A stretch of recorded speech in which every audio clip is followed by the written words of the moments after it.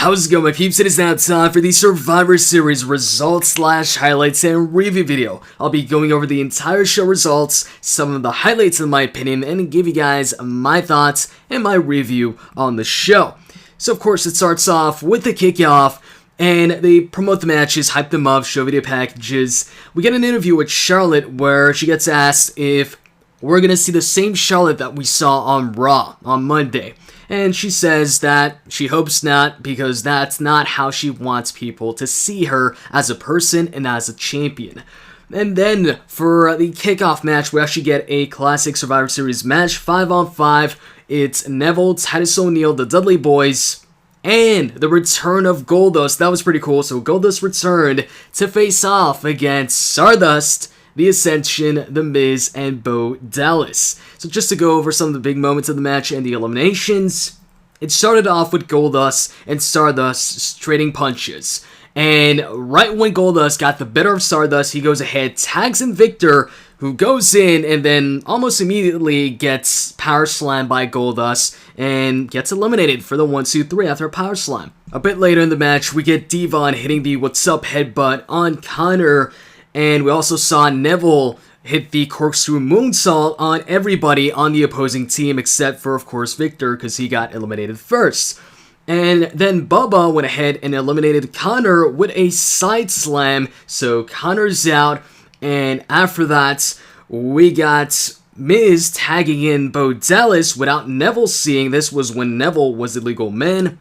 So he tags him in, Neville doesn't see it, Bo Dallas hits the Bodog on Neville, and then he tags in Miz. Miz follows it up with the skull-crushing finale, covers Neville, and Neville is eliminated. After that, Miz is just celebrating, and he's distracted, so Goldust goes ahead, rolls him up for the 1-2-3, and eliminates the Miz. Then once Titus O'Neil gets a tag, he starts beating up both Stardust and Bo, who are, the remaining guys on the opposing team. He hits them both with like a double tackle in the corner, and then he hits Clash of Titus on Bo and gets the 1-2-3, so Bo Dallas is eliminated. That only leaves Stardust on the opposing team. Stardust tries to leave and get himself counted out, but Titus O'Neil stops him, and then Goldust tries to come up from behind Stardust, but Stardust sees him coming, so he elbows Goldust. And then Goldust gets back up, he runs after Stardust, leading Stardust into the ring, into a 3D by the Dudley Boys. 1-2-3, and that's it. Dudley Boys, Titus O'Neil, Neville, although he's eliminated, and Goldust win the match. It was nice to see Goldust back, and it looks like we might see Goldust and Stardust feud again, or maybe Goldust and the Dudley Boys versus the Cosmic Wasteland, aka Stardust and the Ascension. And after that, we got like the Twitter question segment. I forgot what it's called, where basically Tom Phillips asks, his guests some questions, some Twitter questions. And his guests were Tyler Breeze and Summer, and basically they ignored kind of the questions and just made fun of Tom Phillips the entire time. Afterwards, they showed a video package for the Brothers of Destruction match and the Wyatt family, and that was it for the kickoff. And then for the actual show, it started off with Leyland Garcia singing the national anthem, and then we got the first of two semifinal matches to kick it off. It was Roman Reigns versus Del Rio. Reigns came out first to a lot of boos, and then Del Rio came out, and right from the get-go, Del Rio was working on Roman Reigns' shoulder. Actually, in the beginning, not so much, but shortly afterwards, he started throwing him onto the barricade, throwing him into the steel post shoulder first, throwing him into the steel step shoulder first. Basically, he worked on the shoulder for the majority of the match. And then things kind of turned around once Del Rio went for a move, like a drop kick type move on Roman Reigns on the ropes, but Roman Reigns got out the way, so Del Rio just fell to the outside. And then while he's on the outside, he's got like his head on the apron, which is where you don't want it to be when you're facing off against Reigns, because then he's going to drop kick you on the apron, which is exactly what he did. And then back in the ring, Reigns went for the Superman punch, but Del Rio ducked the Superman punch, and he hit him with the backstabber. He goes for the cover, Reigns kicks out at 2. And then Del Rio goes for the super kick on Reigns, but Reigns dodges it, and then he hits a Samoan drop for a 2 count as well. And then they start fighting it out on the top rope, and Del Rio gets Reigns upside down. So at this point, I'm thinking he's going to hit him with his finisher, you know, the double stomp. But Reigns actually moves his head out the way, so Del Rio just lands on the mat. And then Reigns gets out of that position and hits him with the Superman punch really quick. And then he prepares for the spear. And at this point, you see Del Rio selling the knee. And on commentary, they're talking about how Del Rio awkwardly landed on his knee there. And Del Rio slowly gets back up, Reigns goes for the spear, and Del Rio catches him with a super kick. And then after that, he goes for the crossarmbreaker, but Reigns counters the crossarmbreaker with a roll-up, followed by that single arm sit-down powerbomb that he does once somebody's got hold of his arm. So he hits that, but Del Rio kicks out. And then they're both down, they're both recovering, and out of nowhere, Del Rio locks in the crossarmbreaker this time, and he's got it locked in for a short while until Reigns gets up, once again, with Del Rio holding on to his arm, and then he moves with Del Rio still on his arm, and he puts Del Rio over the apron. So Del Rio at this point is on the apron, but he's still holding on to Reigns' arm, and he's still got it kind of locked in. So, since they're, on the ropes, the referee goes ahead and starts counting. 1, 2, 3. At the count of 3, Del Rio lets go. And then while Reigns sells the arm, Del Rio goes ahead, goes up top, and he goes for his top rope attack. I can't really call it an axe handle because it's more of a top rope fist or punch. But anyways, he goes for it, and at this point I'm thinking that Reigns is going to catch him with a spear, because I think that'd be pretty cool. But actually Reigns ducks it, he rolls out the way, and then once Del Rio turns around, spear, cover, 1, 2, 3, Roman Reigns wins the match. So Roman Reigns advances to the finals. After that, we get a backstage interview for Roman Reigns by JoJo, and Dean Ambrose comes up to Roman Reigns, and Roman Reigns tells him that he's about to do the same thing when he beats Kevin Owens, and then they're going to meet at the finals. And then Dean Ambrose leaves, and then Kevin Owens comes up to Reigns and says, "Oh, so that's what you think, huh?" And then he goes over how Reigns has come so close to the championship over and over again, but it keeps on slipping away. He says pretty much that the same thing is going to happen to him tonight. And then right afterwards, we get Kevin Owens versus Dean Ambrose in the second semifinal match. So I'm going to go over the big points of the match, and one part of the match that I thought was pretty funny. Usually when Kevin Owens is in the ring, there's at least one funny moment, and it's usually when he yells something. So anyways, you had Kevin Owens hitting his top rope fisherman buster on Dean Ambrose. Dean Ambrose kicked out, and then right after that, he starts yelling at Ambrose like he did to Cena, telling him to stay down, except this time, he goes ahead and yells, "Yo, Michael Cole, tell him to stay down. Cole, tell him to stay down." Like Cole will go ahead and say that. It's just Owens, man, he comes up with these random things whenever he yells. It's just funny. And sometimes he just yells when somebody's doing a move on him, and just that yell sounds funny. Anyways, so after that, we had Owens throwing Ambrose into the ropes because he wanted to go for the pop-up powerbomb, but Ambrose came back with the rebound clothesline, and then Ambrose, once Kevin Owens was on the outside, he hits him with a suicide dive, and then Kevin Owens gets back in the ring. He goes to the outside on the other side of the ring, so Ambrose goes for another suicide dive, except this time Owens catches him on his shoulders, and then he throws him on the announce table, it was kind of like an F5. I guess you could call it an F5, but I don't know if they would call it an F5, because, it's Brock Lesnar's finisher. So anyways, he throws him on the announce table, and then once they get back in the ring, Owens tries for the pop-up powerbomb once again, but Dean Ambrose jumps over him like he did on SmackDown. He rebounds off the ropes trying to go for the rebound clothesline, but Owens catches him with a super kick, and then he hits him with a second super kick to put him down. And then he goes for the pop-up powerbomb once again, but this time Ambrose counters it into Dirty Deeds, goes for the cover, 1, 2, 3, and Ambrose wins the match and advances to the finals of the tournament, so he meets Roman Reigns.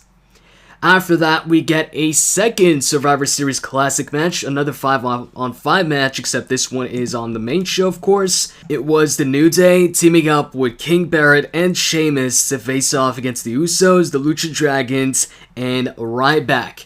Now, when I saw Sheamus here, now here's the thing. Before the match, New Day always cuts a promo before the match. And it was a pretty funny promo. They were making fun of their opponents, making fun of the Usos, making fun of the Lucha Dragons. Mainly, they made fun of the Lucha Dragons being so small. But, anyways, Sheamus at some point just grabs the microphone. And while the New Day was talking, their music was playing in the background. Which it usually doesn't. Usually, their music plays a little bit, then they start talking and they cut the music. This time around, it was playing in the background, and Sheamus was actually dancing. And then he grabs the microphone, and he's like, let's get jiggy on these losers. And then everybody on his team just looks at him, and they're like, yo, why did you say that? Don't say that again. And so Sheamus looks embarrassed. And so I see Sheamus here in this comedy role, or this comedy section or promo, and I'm thinking, all right, he's not cashing in tonight. I'll get to that later. You guys can figure out where I'm going with this. But anyways, let me go over some of the big moments in the match. So you had actually all the members of the face team jumping onto the opposing team on the outside. It started off with the Usos and the Lucha Dragons jumping over the top rope to the outside on the other team, with the Usos doing the what's it called, man? The Uso crazy? I mean, their splash over the top rope, and the Lucha Dragons were hitting flipping sentons at the same time. And then Ryback goes ahead and climbs up the top rope, and he also jumps from the inside of the ring to the outside, and he gets a lot of air. He gets like some good height on that jump. A lot more height than I thought he would. So he goes ahead and hits that. After that, we get Barrett getting eliminated. He's the first guy eliminated in the match after he gets superkicked from Jimmy, and then gets hit with a top rope splash from Sin Cara, or I think it was a top rope senton. One of the two. Anyways, after Barrett's elimination, we get Jimmy actually getting eliminated by a double team move from Kofi and Woods, where it was like a backbreaker into a stomp from Woods, and that eliminates Jimmy Uso. And after that, we get Big E actually getting tagged in without Sin Cara seeing it. And Big E goes ahead and hits the spear to the outside on Sin Cara. Love that spear. And then Sheamus tags himself in, which Big E doesn't like. He goes ahead and bro kicks Sin Cara and eliminates him. Afterwards, him and Big E argue because, of Sheamus tagging himself in. And then because of this, because of them arguing, Sheamus goes ahead, Sheamus goes ahead and slaps Big E in the chest, thus tagging him in.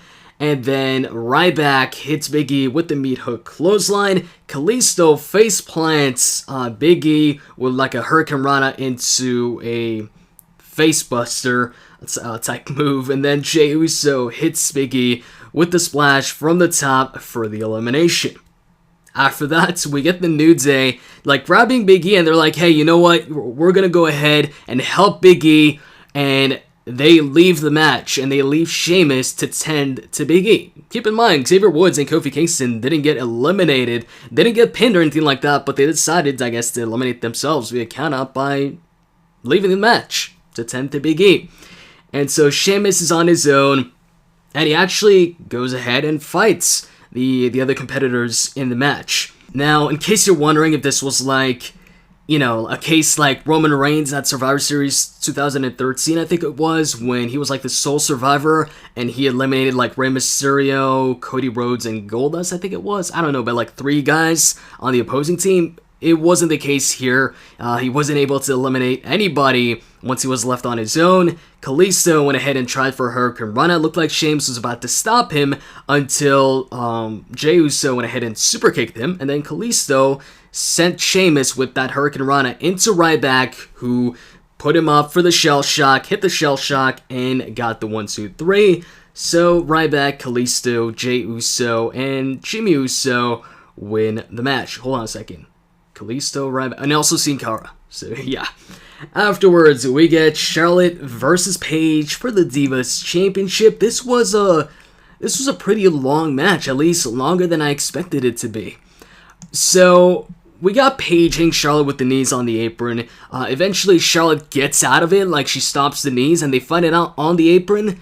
but then Paige shoved Charlotte back first into the ring post. Shortly afterwards, once they get back in the ring, Charlotte actually attempts to lock in the figure 8, but Paige counters it with a roll-up followed by a super kick, but Charlotte kicks out of it.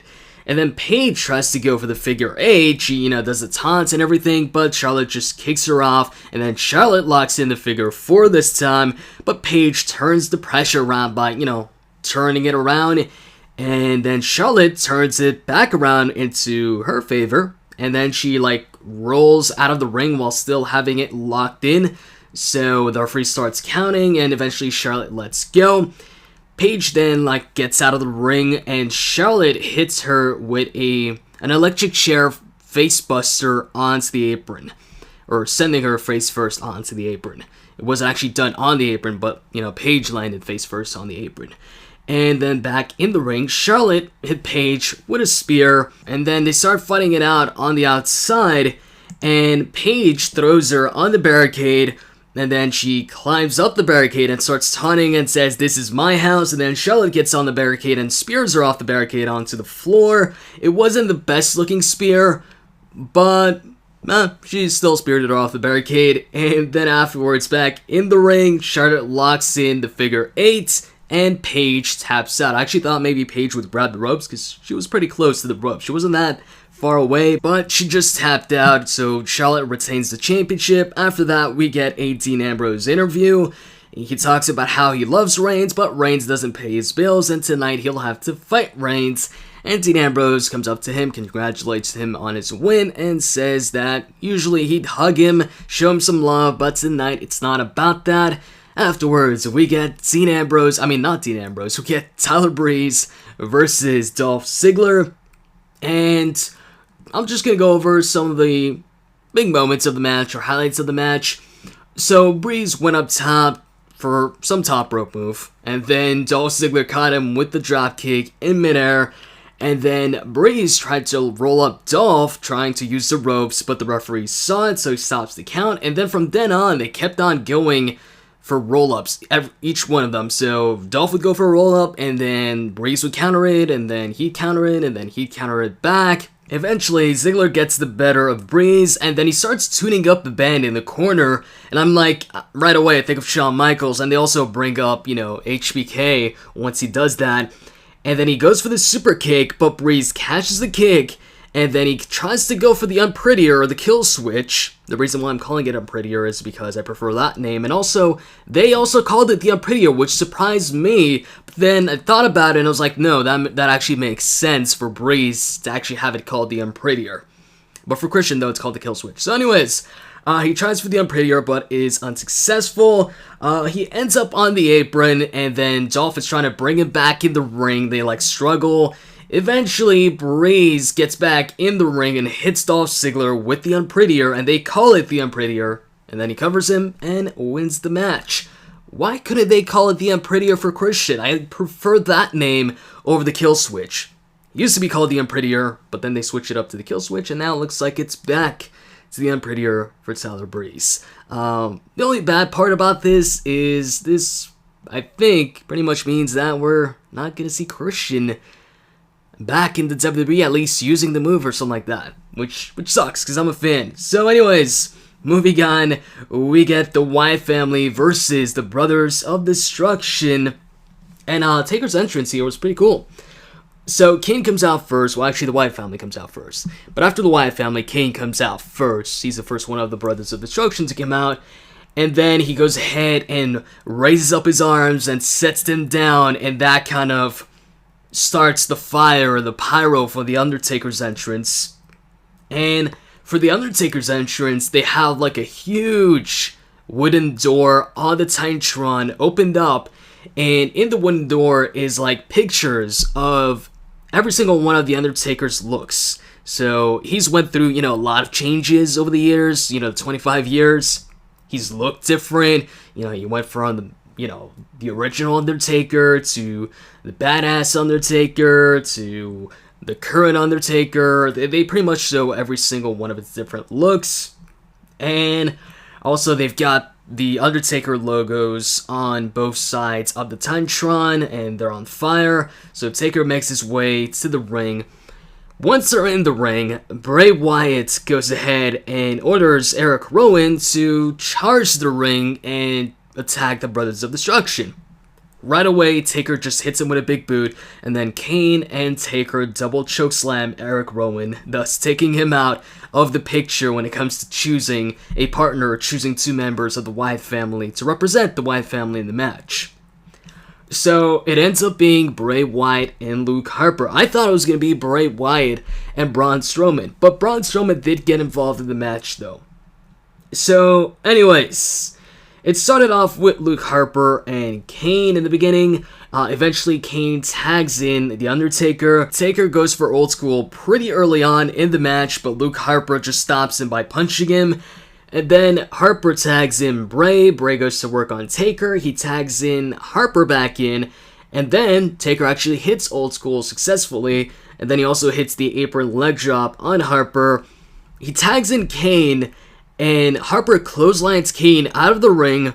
And then Braun tries to charge Kane, but Kane hits him with a big boot. Then he turns around. He tries to chokeslam Bray Wyatt. And the referee at this point, he's like, distracted with something in the ring, so Braun takes advantage of that, and he stops Kane from chokeslamming Bray by just grabbing him and throwing him over the announce table. Once he's over the announce table, Bray Wyatt just assaults Kane with right hands, and then he throws him back in the ring. He sets up for Sister Abigail while doing the cutthroat taunt to The Undertaker, but then Kane counters it by grabbing him by the throat, and eventually hits a DDT on him.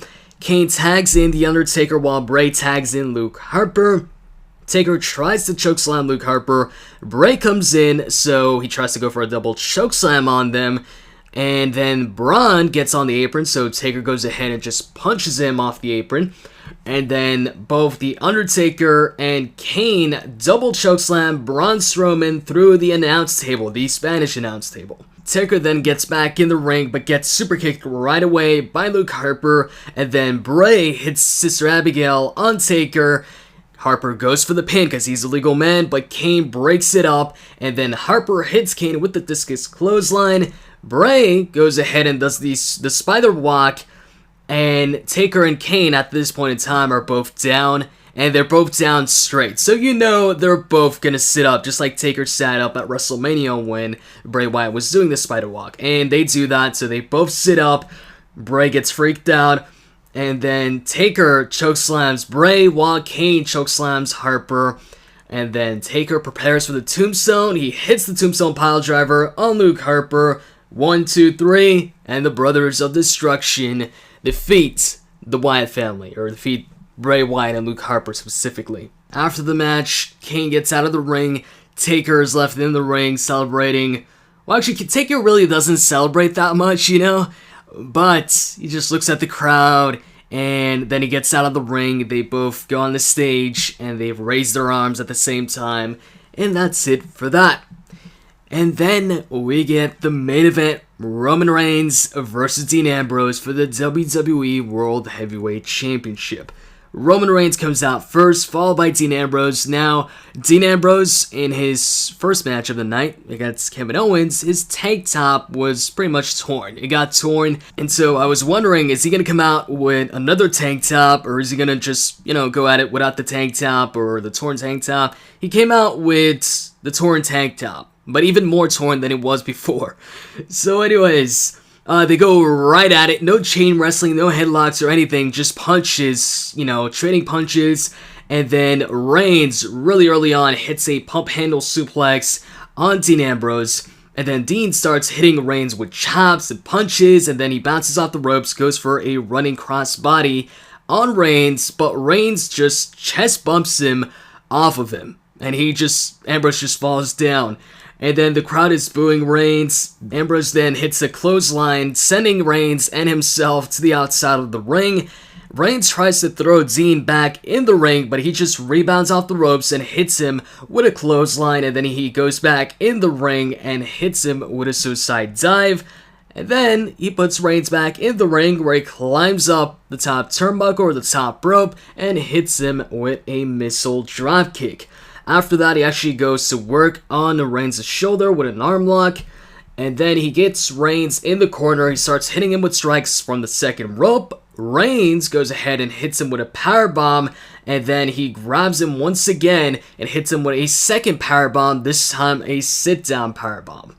And then Reigns tries to go for a Samoan drop off the top rope, but Ambrose gets out of that position and he turns it into a sunset flip powerbomb, which was kind of botched. It was botched because when he did it, he fell.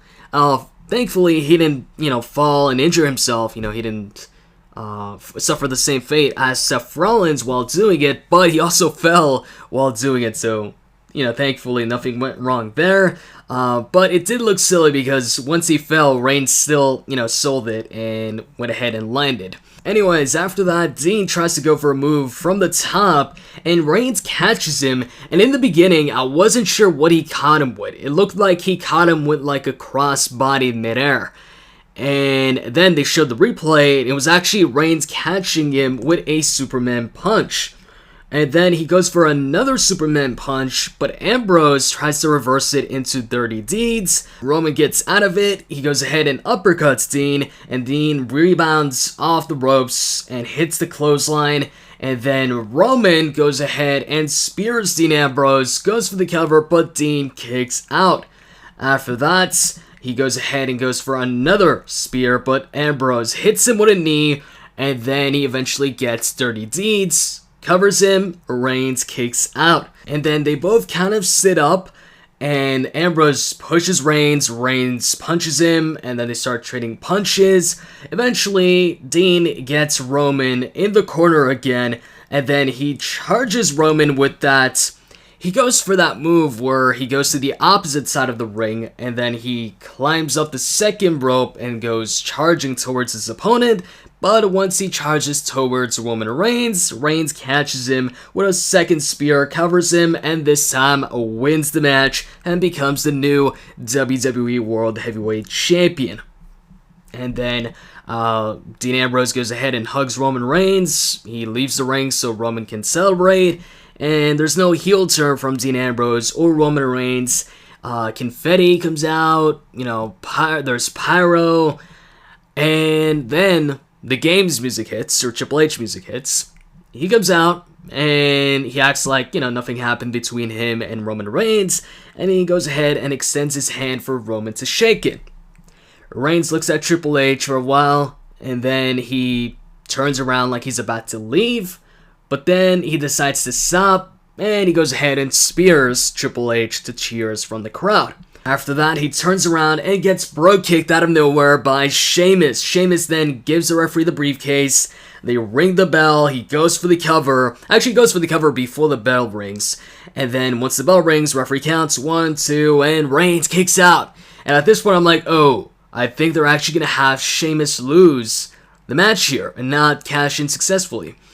So, and it certainly looked that way because afterwards, Sheamus went for another bro kick, or he charged Reigns, and Reigns ducked. He bounced off the ropes, and I was thinking, okay, Reigns is going to hit him with the spear and retain the championship, but no. Sheamus catches him with the bro kick once again, covers him, and this time gets the 3 count, so Sheamus is the new WWE champion. And afterwards, Triple H gets back up, and he celebrates with Sheamus. And then they leave the ring, and it looks like Sheamus has now joined the Authority. The ending seemed a lot like SummerSlam 2013, when it was Daniel Bryan versus John Cena, two faces fighting it out, and then eventually Daniel Bryan wins, and then Triple H, he has some interaction with Triple H, and then somebody cashes in on him and wins the briefcase and aligns himself with Triple H. Back then, it was Randy. This time around, it's Sheamus and it's Reigns fighting it out with Dean Ambrose instead of John Cena. And, yeah. So, what did I think about Survivor Series? Alright, well, hey, I liked Roman Reigns versus Del Rio, and I liked Kevin Owens versus Dean Ambrose. I especially liked that ending sequence between Dean Ambrose and Kevin Owens. Love the constant counters there at the end. Eventually, Ambrose getting Dirty Deeds and winning the match. Now, as far as Sheamus cashing in and winning the WWE World Heavyweight Championship, I did not see that coming. You see, I was thinking about it before the show, and you guys who saw my prediction videos, you would know that I was talking about that. I was saying that this is a possibility. But then once I saw him team up with the New Day, dancing and him being made fun of by the New Day and all of that, I thought, nah, he's not gonna cash in tonight. They have to build him up some more or something like that. So him cashing in here surprised me just because of that. If I hadn't seen him earlier in the night, I would have been like, oh, maybe he does cash in. So Sheamus is now part of the Authority. As far as the other matches on the show, Taker and Kane, it was cool to see them back together. It was cool to see them take out Braun Strowman, double chokeslam through the announce table. But the match wasn't, a great match or anything like that. But now I see why it was Bray Wyatt and Luke Harper and not Bray Wyatt and Braun Strowman. Because if it was Bray and Braun Strowman, it was pretty much a lose-lose situation where if Braun gets pinned, then he's no longer undefeated, and he gets his first loss in a tag team match. His first loss by getting pinned.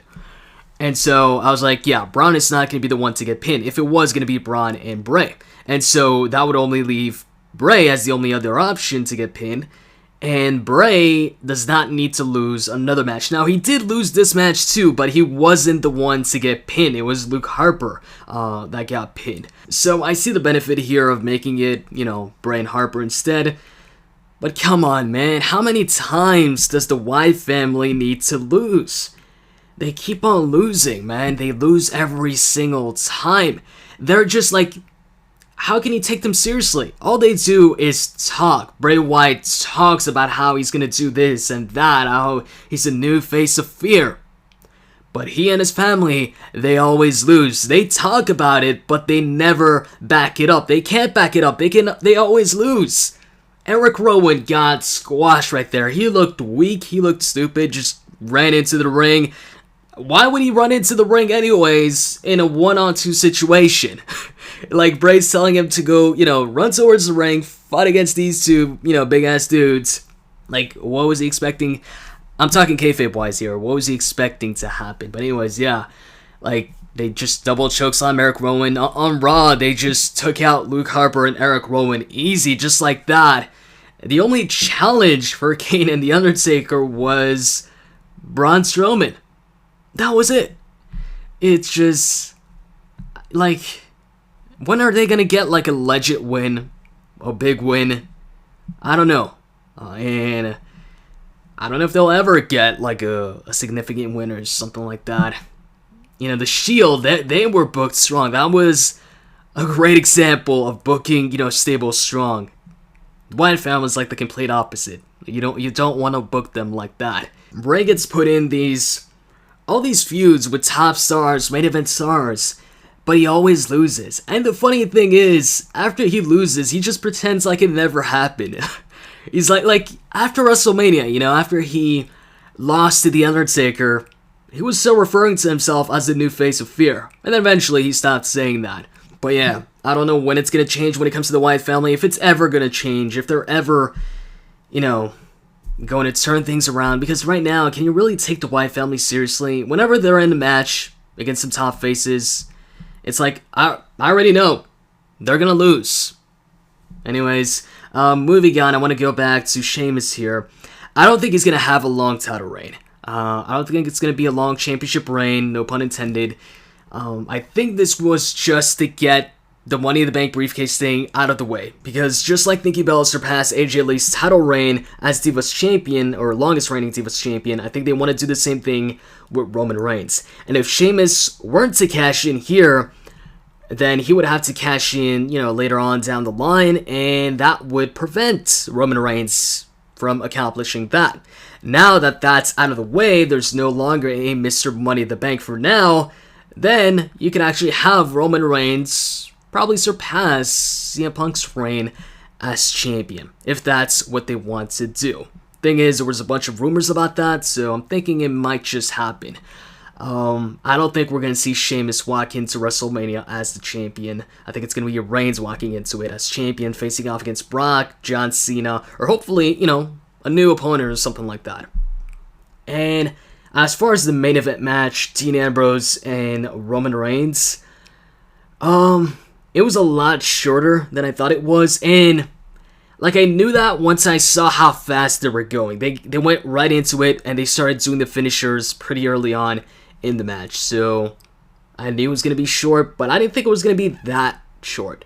It wasn't, a great main event. To be honest with you, I enjoyed watching the semifinal matches more than the main event match between Reigns and Ambrose for the very first time. As far as the classic Survivor Series matches, it was cool to see Goldust return. My favorite one of the two matches was the one with the New Day, because it definitely seemed like the New Day, King Barrett, and Sheamus were having a lot of fun, especially King Barrett at the New Day. He was dancing with the New Day, so that made it even cooler. The first one, the thing is, the superstars in it were kind of random. But yeah, it's cool to see Goldust back. I'm guessing they're going to go with a Stardust Goldust feud again. We'll see about that. As far as the Divas match goes, it was an okay match. Same goes for Breeze versus Dolph.